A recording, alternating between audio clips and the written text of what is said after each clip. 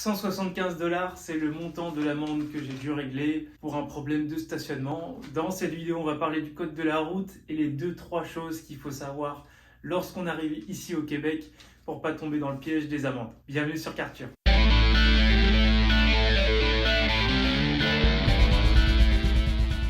La première chose à savoir, c'est que ici au Québec, les amendes, elles sont très élevées. On n'est pas du tout en France avec une amende de stationnement pour à peu près 20 €. Là, on est plutôt sur $175 d'amende. Ça comporte une peine minimale de $100. À ça s'ajoutent les frais, à ça s'ajoute la contribution et on arrive à $175. C'est à payer également assez rapidement. Et le motif de mon infraction, c'était simplement que j'avais garé la voiture à moins de 3 mètres d'une bouche incendie. J'aurais dû vérifier si c'était bien 3 mètres et non pas 2,30 m. J'aurais pu contester cette infraction, mais je ne souhaite pas rentrer dans tous ces détails. Alors, comme partout dans le monde, les amendes et les policiers sont de plus en plus sévères face aux automobilistes, particulièrement ici au Québec, puisque j'ai entendu dire que la dernière année, généralement, a reçu une augmentation de 15%. Donc, imaginez-vous bien que ce type d'amende étant super élevé, lorsqu'on ajoute 15% à toutes les amendes, c'est assez lourd, en tout cas pour la population ici au Canada, plus précisément à Montréal. Je ne vais pas parler dans cette vidéo de tout le code de la route, je vais aller droit à l'essentiel, droit au but, et de donner vraiment les différences qu'on a en France par rapport à ici à Montréal. Le premier réflexe que j'ai eu, c'était de faire des demi-tours à peu près partout. Ça, c'est à ne surtout pas faire. D'ailleurs, je vous mets le panneau qu'on voit en règle générale dans Montréal. C'est une grande interdiction, c'est un gros nom. Vous ne devez surtout pas faire de demi-tour n'importe comment. Il y a des lignes à respecter par rapport au demi-tour à Montréal. Faites très attention, il y a beaucoup de policiers. Et en plus des policiers, on a pas mal de voitures, vous allez voir, des voitures banalisées dans tout Montréal. C'est des voitures qui ne payent pas de mine, souvent des petites voitures, il y a des voitures électriques. Et c'est principalement ces personnes-là qui sont en charge de donner des amendes et aux automobilistes, mais également aux personnes, par exemple, qui promènent leurs chiens sans laisse. La deuxième grosse amende ici, c'est le téléphone au volant. Le téléphone au volant, là, on oublie totalement, puisque j'ai entendu dire qu'on était aux alentours des $500. Alors, je ne sais pas si c'était avec ou sans les contributions, les taxes, etc. Mais oubliez tout ça parce que le téléphone au volant, ici, c'est impossible de l'avoir parce que, croyez-moi, $500, même si vous avez le téléphone, que ce soit sur vos genoux ou quoi que ce soit, la personne qui sera responsable de vous mettre l'amende, elle ne va pas hésiter à vous la mettre parce que $500, c'est tout simplement énorme. L'autre amende qui est relativement classique à ne surtout pas oublier, c'est les warnings. Les warnings ici, il faut compter entre $100 et $200. Ne pas mettre sa ceinture, c'est aussi une infraction qui est susceptible d'aller de $200 à $300. S'il y a plus de personnes dans la voiture qui a de ceinture, vous allez également payer entre $200 et $300 l'amende. Je pense qu'il s'agit de $200 à $300 de l'amende sur le site de la SAQ sans les frais.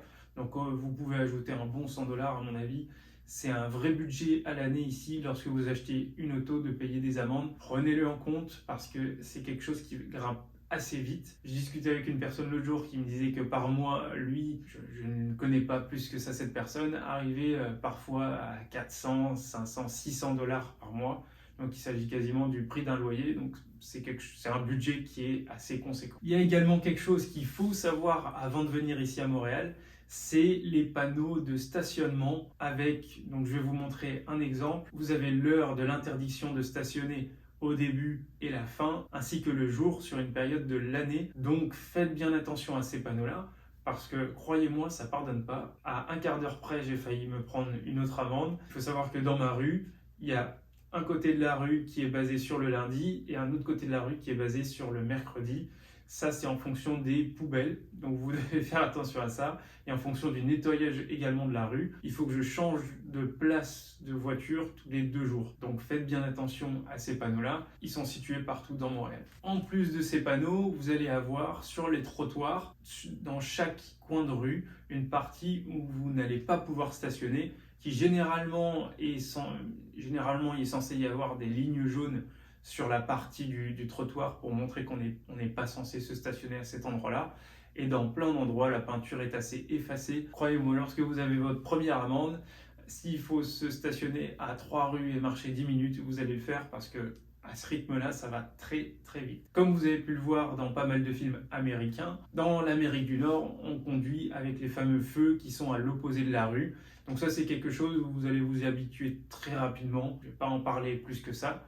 Faites quand même très attention, même si le feu est vert. Ça paraît un petit peu ridicule à dire, mais c'est bel et bien le cas. Et je vais vous parler plus précisément de certaines choses. C'est que lorsque vous avez justement ces grandes avenues avec ces feux, et bien parfois, même la majorité du temps, vous ne pouvez pas tourner à gauche ou à droite. Il faut bien vérifier si les panneaux indiquent que vous avez le droit ou non de tourner. Ne vous fiez pas non plus à la personne qui est devant vous, parce qu'il faut savoir qu'il y a énormément aussi de Montréalais qui conduisent malheureusement pas bien et qui ne respectent pas le code de la route.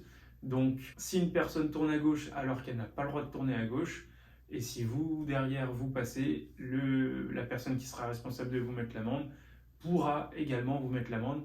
Je rappelle qu'ici, ils ont des quotas, donc si vous tombez dans une bonne journée avec la bonne personne, vous pouvez vous retrouver avec une journée où vous allez payer une lourde amende. Un autre fait également que j'ai trouvé assez surprenant, c'est les limitations de vitesse. Lorsque vous êtes sur une voie rapide et que le panneau indique 90 km/h, en réalité, je roulais au départ à 90 km/h et tout le monde me dépassait, camion, voiture, moto, tout le monde me dépassait. Donc je me suis dit, il y a quelque chose qui ne va pas parce que tout le monde me dépasse, pourtant je respecte les limites de vitesse. Et c'est comme si dans l'inconscient collectif, ici, lorsque c'est marqué 90 km/h, 80, vous pouvez ajouter une marge et cette marge, elle n'est pas prise en compte par la personne qui va vous donner, qui va vous contrôler. Donc si c'est marqué 90 km/h sur une voie rapide, vous avez en réalité le droit de rouler jusqu'à 100 km/h, mais ne jouez pas avec les limites en roulant à 110, 115, j'ai envie de dire, parce que là, si encore une fois vous tombez sur la personne qui va vous donner l'amende, il faut absolument qu'elle remplisse ses quotas de la journée, et vous allez vous faire prendre. Mais voyez généralement une marge, j'ai envie de dire d'à peu près 5 km/h. Attention, pas partout, puisque lorsque c'est marqué par exemple une zone de travaux ou une zone sur un parking, si une zone de parking c'est 10 km/h, faites très attention. Si c'est une zone de travaux à 30 km/h, faites également très attention. Vous devez sans arrêt vérifier tous les panneaux afin de savoir si vous tournez et à combien de km/h vous allez, contrairement à la France où on sait un petit peu plus généralement à combien est-ce qu'il faut rouler, en tout cas sur une départementale ou sur une autoroute. Autre fait, c'est que sur les voies rapides ou sur l'autoroute, il y a pas mal de personnes, je trouve, qui dépassent sur la droite. Et il faut savoir que je pensais que comme dans certains États, aux États-Unis, c'est autorisé de doubler par la droite. En réalité, sur le code de la route au Québec, pas du tout. Donc ne faites pas comme si vous étiez dans certains États des États-Unis parce que ça ne va pas fonctionner. De manger au volant, apparemment, c'est autorisé. Donc le cellulaire n'est pas autorisé, mais de manger, c'est apparemment autorisé. Il y a pas mal de personnes qui ont des cafés en voiture. Bon, je ne prendrai pas le risque en tout cas de prendre de café en voiture parce qu'on ne sait jamais. Mais voilà, ça c'était une idée préconçue que j'avais avant d'arriver ici au Québec et qui n'est en réalité pas vrai du tout. Voici selon moi tout ce qu'il fallait savoir avec 2-3 petites anecdotes. Mettez-moi dans les commentaires vos expériences ici sur le code de la route au Québec. Si vous avez des questions, je vous mets le lien directement de la SAQ afin que vous puissiez regarder et apprendre, chose que je n'avais pas faite avant de prendre la route ici à Montréal. Je vous donne rendez-vous pour une prochaine vidéo. À très bientôt. Ciao, ciao.